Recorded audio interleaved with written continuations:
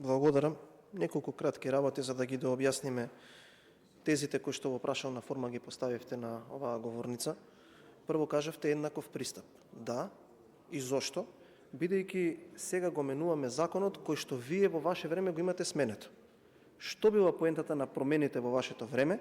Да ги спуштите сите можни услови, за потоа да може, согласно спуштените услови, испитни центри да добиваат лиценци токму подпишани од вас, или еве конкретно за испитниот центар во Скопје, да добие компанија формирана на 18 јуни 2018 година, а само 7 дена подоцна, вие да им ја доделите лиценцата за испитен центар, во која што ќе може компанија стара 7 дена да ги победи Асуд, Зборо, Петрушевски, АМСМ и други компании. Сега ние тоа го менуваме. Велите банкарска гаранција, зошто?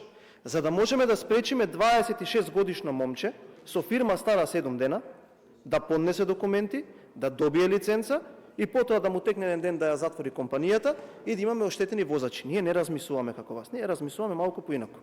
Или вие велите за полигоните.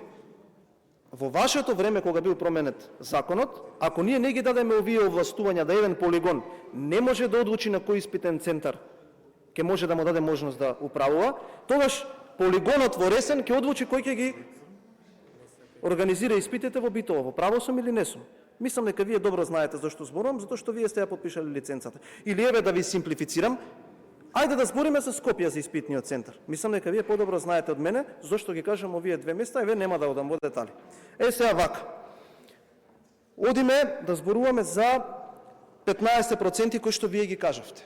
Зошто сме одлучиле ние како пратеници да предложиме 15%?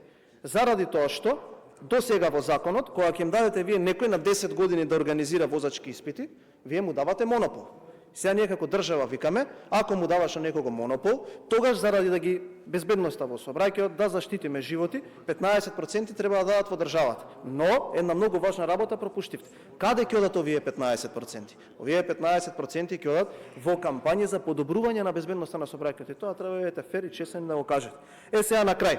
Зашто ги зголемуваме казните за 3 пати? Затоа што вие мора да разберете дека државата постои за да го штити граѓанинот и народот. Ако ги буткаат децата по 5-6 пати, и ако тука има неправилности, тогаш ќе си платат 3 пати поголема казна. Ако дојде институцијата која што е надлежна и види во испитните центри дека има неправилности, ќе си плати казна и ќе си биде затворен. Затоа што ние немаме интерес да штитиме бизниси, затоа што ние не сакаме на 26 годишно момче да му дадеме 10 години во Скопје да организира испити, затоа што ние не сакаме во Ресен да дадеме на полигон да организира член на СДСМ или председателот на ЛКСДМ во Штип да организира испитен центар. Тоа е разликата. Затоа се измените на овој закон на таков начин како